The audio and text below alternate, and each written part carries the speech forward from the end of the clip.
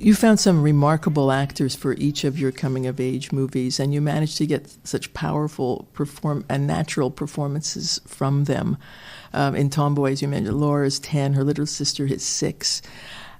How do you go about directing them? Well, it's when you're working with a non-professional cast and a very young cast, you're pretty much in charge of everything. So you have to take in consideration their limits, their spectrum. You chose them for that spectrum. So you can't negotiate. You can't talk about if they don't want to do something. If you have to, they're children. So it should be all about being very, very respectful of who they are. And also really have to share the film with them. I think it's really important to share the politics of the film. And it's even more important when it's a young cast. And it's not at all the same job working with a 10-year-old and a 16-year-old, obviously. So or a 6-year-old. Or a 6-year-old. In fact, I wanted to ask you, sibling relationships are also are very tender. And with Mariam and her 2 younger sisters, mm-hmm. and also with Laura and her younger sister, even if it's burdensome for the older child, there's such tenderness within the family. Did you grow up with sisters or brothers? Yes, I am the eldest, and I have a younger sister and a younger brother, and that's why I care so much about portraying such relationships, and how there are families inside families. To me, like brothers and sisters are like a family within the family, and how there is solidarity and secrets, and how they share the secrets, and how it is physical. There's a lot of the films are also about how brothers and sisters hold each other. There's this shot in Girlhood where the 2 girls are lying in their bed, the 2 sisters, and the whole dramaturgy of the shot is how they're going to hold hands. And the ballet between brothers and sisters is something I'm really interested in. And, I might do a film just centered around that. There's a lot of pile-ups in beds. If I think about all your films, and this very affectionate, either with families or friends, or they're all just piled up and hanging out together. Is that autobiographical too? Yeah, it is. I'm lucky enough to know that, yes. Céline Sciamma, your new movie, Portrait of a Lady on Fire, is something of a departure for you. It's a period drama set in 18th century Brittany. It's about a relationship between 2 women, an artist, Marianne, and Eloise, the woman whose portrait she's hired to paint. Where did this story start for you? Well, I felt something was over with teenagehood. I really thought of my first film as a trilogy, and I had new desires. Also, I was older and had experienced other things in life and wanted to tell about it. I really wanted to write a love story, and a movie centered around a love story, dedicated to a love story, that would look very patiently and carefully at how love is born, being in the present, in the rhythm of that, but also a movie that would be the memory of a love story, so that would also propose philosophy, politics of love. So that was my first desire. And there was also the will to work with Adele Haenel again. Because she had been in Water Lilies. She had been in Water Lilies, absolutely. And so I wrote the film with her in mind. And of course, there was also the will to talk about women artists, because I had a little expertise about that, about that life. Because Marianne, the portrait painter, she seems very independent. It's 1770. She's traveling by boat through rough waters to this remote part of Brittany to take up this portrait commission. How does she see herself as an artist? Well, I really wanted to talk about how, at the time, and I was ignorant about that, there were a lot of women painters, a lot. There were hundreds of them in Europe, but not only. And I knew the stars. I knew Elisabeth Vigée-Lebrun, who is Marie Antoinette's official painter. I knew Angelica Kauffman in England and Artemisia Gentileschi in Italia, but there were like hundreds of them. There even was feminine art critics.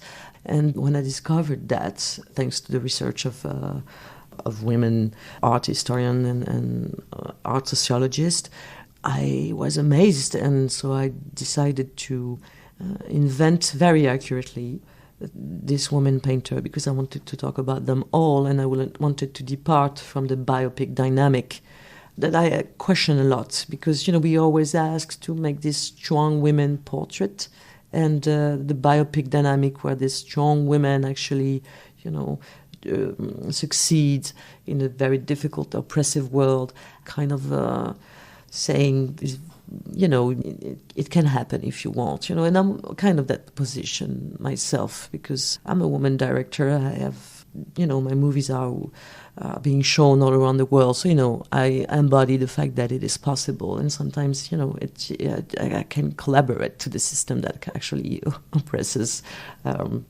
women. So I really wanted to show her at work and to show her in her everyday craft. So we don't know if she's a great artist or not, and we are not. It's not about her destiny, it's about a very special moment in her creation, one portrait that she has to do. So I don't know how she sees herself as an artist. It's not about that. It's once more about more behaviorism than psychology or destiny. It's about this particular moment in her life that will definitely change her, that will put her in a dynamic. But it's all about, taking her seriously in the present.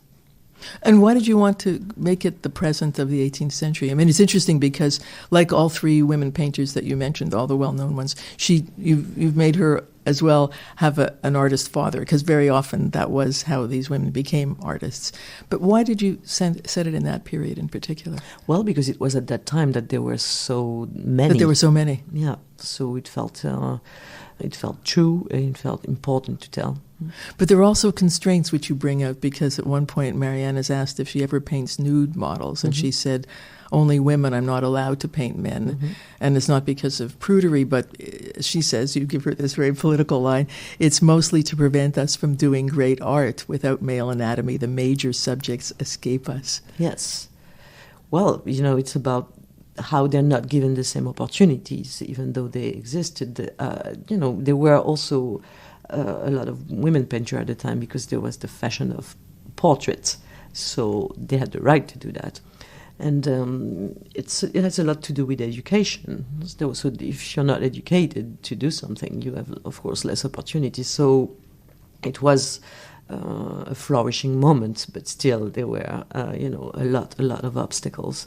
And then there was this big backlash in the middle of the 19th century, and they invented the bourgeois woman.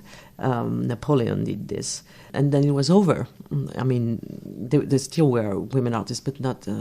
I felt it was interesting to talk about that period, because we always do, like, if the opportunities and the rights of women was just it's this one straight line up, progress, and as we are living this very important moment, and I'm very happy to be contemporary of this cultural battle, this post-Me Too world. We should be confident, but we should also know this story, And I live in a country where, regarding cinema, there are, like in France, we are 23% of women directors, which is like the highest race. But this figure has been steady for like 20 years. And, women, we keep discovering new talent, but it's hard to stay in this career, and we don't have the same budget. And so it's not about, just letting things happen. And to set it at that period actually enables us to look at that. The woman who Marianne is to paint, Eloise, the part you wrote for Adèle Haenel, she's more of an enigma. We first see her only from the back or from the side. She's quite silent, possibly because of her time in the convent. Why did you want this initial mystery? Well, it's about an evolution of the gaze. I mean, it's the dramaturgy of the film is based around what it's like to look at somebody.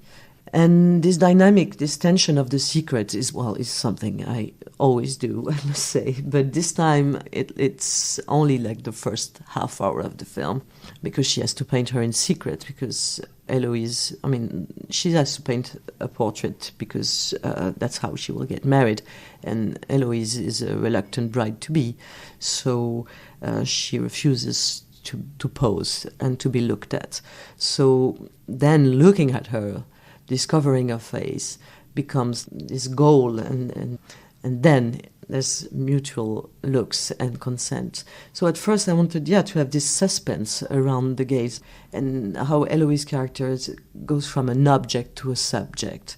And Adèle Haenel portrayed that in a very committed way. She actually worked around different stages for a character, and different stages in her attitude and in the way she uses her face and her voice.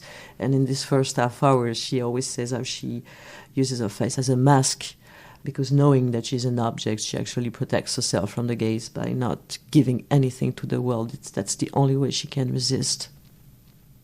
And why was Eloise in a convent? Well, we are in Brittany, in the aristocracy, but they weren't rich. It's mostly landlords, and there was different scale, hierarchy in the nobility at the time, and they had 2 daughters, and one you could get married, and most of the other was going to the convent, because it's a matter of money and also education. So she was the second one, so her life was to be in the convent, but then her sister dies, so she has this new destiny. Because there's more mystery associated with that, but her sister dies, so they bring her home. Yes. To assume the fate of her sister. Yes. And the portrait is necessary to be sent to the nobleman who was going to marry the sister and now is meant to marry her. Exactly. She's engaged to a man she's never met. Her mother has arranged for this portrait to be painted by stealth. The 2 women take long walks as they get to know each other. It's a rugged landscape with windswept rocks along the Brittany coastline. Some days it's so windy that the women have to wrap their faces, so there's even more mystery and more masks, if you like. How does this landscape become a dramatic element in the story? Well, it's landscape is a dramatic element because it's their only access to beauty. The movies relies a lot on the desire of Eloise's character to actually live fully till she can. She was in the convent, so she was in a prison, and then she'll be married, so she won't be free anymore. So she wants to get out and have a blast. And the movie is really built around how art is missing to their life. Like finding a book is hard and it's precious. Hearing music, that's why you go to church. I really believe that the success of religion is really also about art. I think, there's this sentence that God owes a lot to Bach. So how frustrating it is, how beauty is not accessible, art is not accessible, is what I wanted to show. That's also why there is no music in the film, so that the audience would feel in that same frustration, and so that when beauty comes, it's like ravishing and important, whether it's art or the landscape. And also, of course, it was a way to talk about our imaginaries and the Bronte sisters and this romantic Gothic nature, and how liberty can be, hostile also. Hostile? How? Yeah, because those landscapes, they are... because they're dangerous? Yeah. You could fall off a cliff, you can drown in the sea. And also because there's the wind, and they are in these dresses. They're not free to... The elements are strong, and they're not having this little walk in the park with umbrellas. It's really physical. In a film about an artist, some of these images, especially of Eloise against a cliff or raging sea, they look very painterly. Did you have any artists in mind? Well, we had one artist in mind that is not 18th century, that is Corot, who was mostly a landscape artist, but he actually did very few portraits, but very beautiful, of women in landscapes. And with my DP, that was kind of our only reference. People are talking to me The director about, of photography? Yeah. Claire Maton. People are saying, I see de la Tour, I see Vermeer, I see... But, we knew that people were going to say that, and we were actually kind of laughing about it because it wasn't at all... We weren't looking at paintings saying, we're going to do the same. But it's just that cinema has a lot to do with painting because it's a frame with a character in a space and with strong light direction. So we were always talking about beauty, but we had no references of painting except for Corot's Women in Landscape, because they had that particular lighting where the light would seem to come out of the characters, and that's what we worked on. You've said you wanted to make a love story about two women based on equality. How do you see equality in a relationship between women, or how it's different between two women or a woman and a man? Well, it is different because it's not been written by thousands and thousands of years of patriarchy, and so it can be more inventive, less oppressive. And I built the story around equality because there is no gender domination, there is no intellectual domination between them, there is no social domination. So we got rid of all the domination. And actually, I think it's also, that's a matter of cinema. I mean, it's not only that I want to make it right politically. I think it's also because it brings new tension. We get rid of this old negotiation that we always see in film school. We are being told that a good scene is like a good negotiation between two characters. It's always like a struggle of power. It's like somebody wants something, the other one doesn't want to give him, and in the end. And I think this... trying to write a love story with equality actually creates new scenes, new tension, so new surprises for the audience. We always feel like our enemies, our political enemies, are always kind of agitating the fact that equality or inclusivity is boring, and I think it's totally the opposite. I think it's exciting, it's new situations, so it's new stories, new tension, so it's very, very good for cinema. You also wanted to show what it's like to fall in love step by step, and on their walks, especially initially, Marianne, with eyes wide, scrutinizes Eloise's face to memorize every detail for her nightly painting sessions. Are these long looks the first step of the romance? Yes. I think the movie is talking about how falling in love is looking at somebody, like really carefully and profoundly. And the creation dialogue and the love dialogue are really contaminated and mixed. And I think the viewer is also put in that position to have this very active look. But still, the painter is kind of ignorant of what is happening. I mean, the dynamic between the characters is quite the opposite of what you would expect.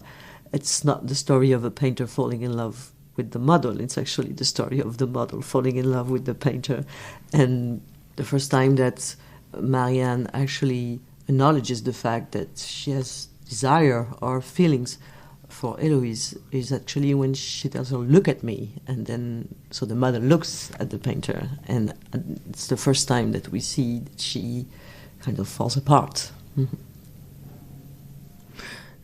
As the women become closer, Eloise helps Marianne complete the commission, I mean, almost as a collaborator. But it's a double-edged sword, because once the wedding portrait is finished, Eloise will have to go off to get married. So can you talk about that, the tension that comes from that? Yeah, I think it was a really cool tension. And a really cool tension? Yeah, cool and cruel. Oh, cruel. But this tragic thing that they collaborate to something that will separate them. But it's not a dilemma.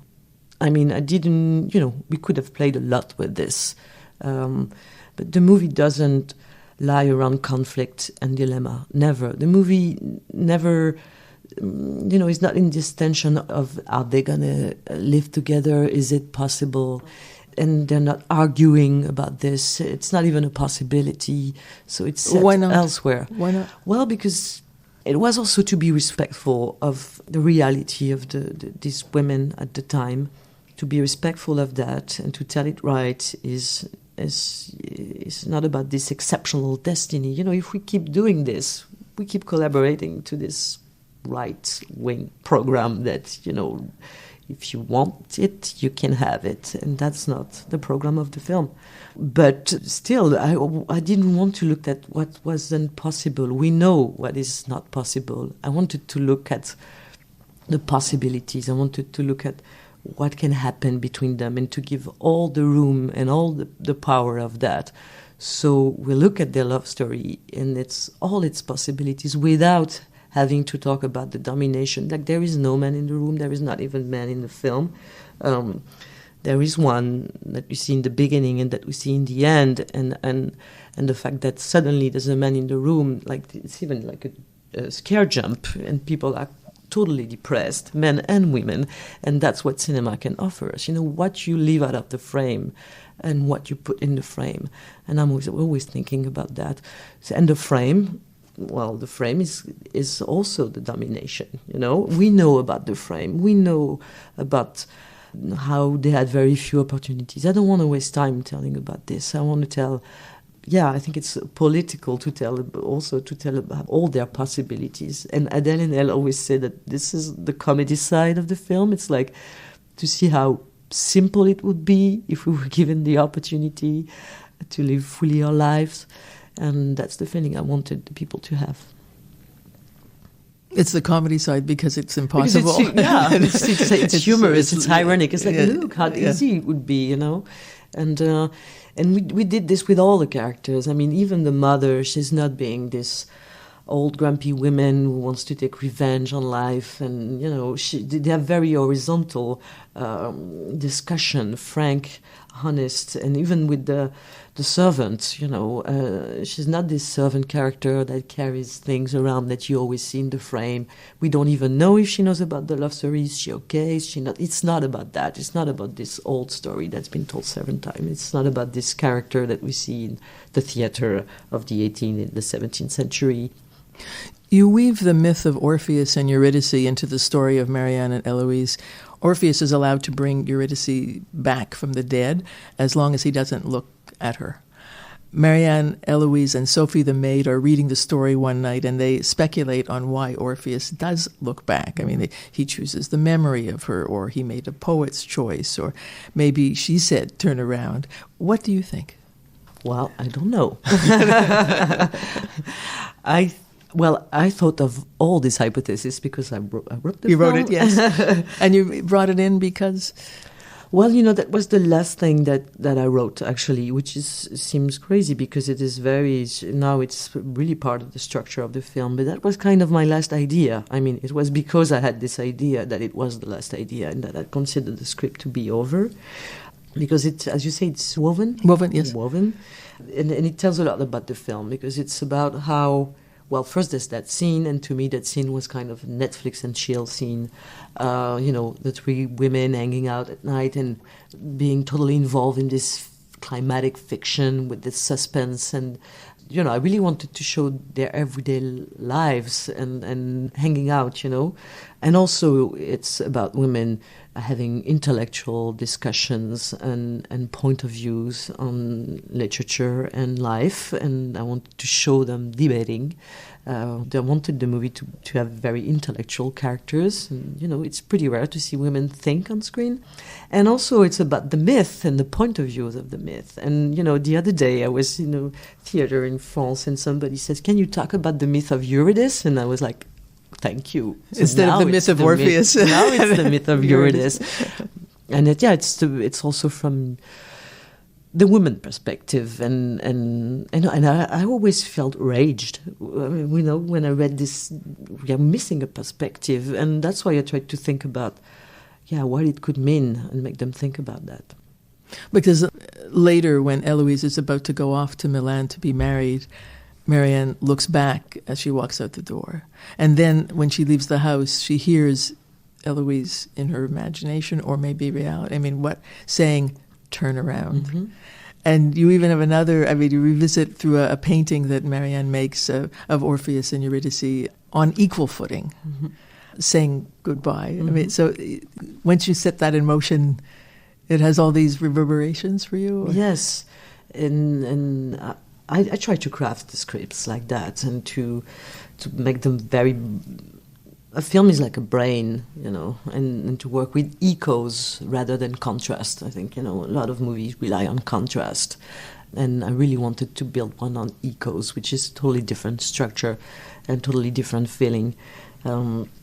But of course, it's also a screenwriter's trick. You know, it's Chekhov's gun. You know, and he has a gun, and it's going to go off by the last act. So Orpheus and Eurydice are going to show up at the last scene. Yeah, but I tried to, you know, because I wanted it should be playful and it should be fun and it should be, you know, movies are like enigmas and riddles that the audience takes pleasure in solving. And I always think of this as movies as a language. You know, you're building patiently a grammar that the audience begin to speak, and so their brain is part of the brain of the film, and as they speak the language of the film more and more, their pleasure grows. And I think, you know, it's a very intellectual pleasure seeing a film, and in the end we speak the same language, and the Orpheus thread actually represents a lot.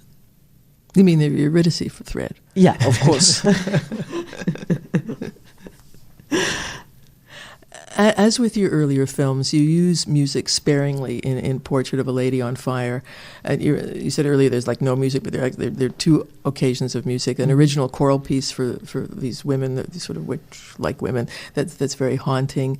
And there's a section from Vivaldi's Four Seasons, Summer. And at one point, Marianne plays a few bars on the harpsichord, but it comes in again at the end at a concert hall performance, and Eloise is devastated. Why did you choose this piece? I chose this piece because I wanted a hit. I wanted something everybody knows. You know, Vivaldi's Four Seasons is beautiful, but it's this music that we hate because it's what we hear on when we're calling whatever client service on the phone. I mean, in France, it's Vivaldi a lot. You know, you're waiting and you're listening to this. So this very washed out tune. And I wanted people to listen to it again, and also, I needed something that you would recognize, like, immediately, because that's democratic, you know, and cinema should be really, really be democratic, and it's so beautiful, and you know, and I discovered, I didn't know it, that Vivaldi actually wrote poems for each season. And the poem about summer is beautiful, because, you know, I also picked summer because the summer is, you would think it would be glorious, but actually it's about a storm coming in, and it's about the insects becoming crazy, and the lightnings, and so summer is violence. Summer can be there's a kind of violence and rage in it that is super beautiful.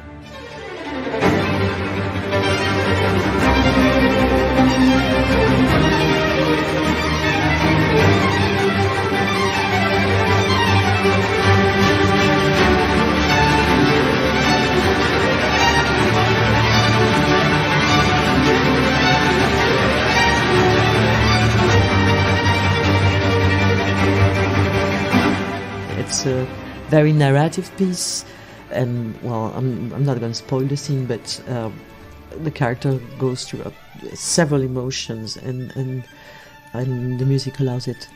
The intensity. Yeah, the intensity and the different. It's very narrative, and you know, it's a 3-minute shot, so it should be narrative. It's a great pleasure to have the chance to meet you. Thank you very much. Thank you. French filmmaker Céline Sciamma with me at the Toronto International Film Festival. Portrait of a Lady on Fire will open later this year. Her earlier movies, Water Lilies, Tomboy, and Girlhood, are available online. Now, this is from Summer from Vivaldi's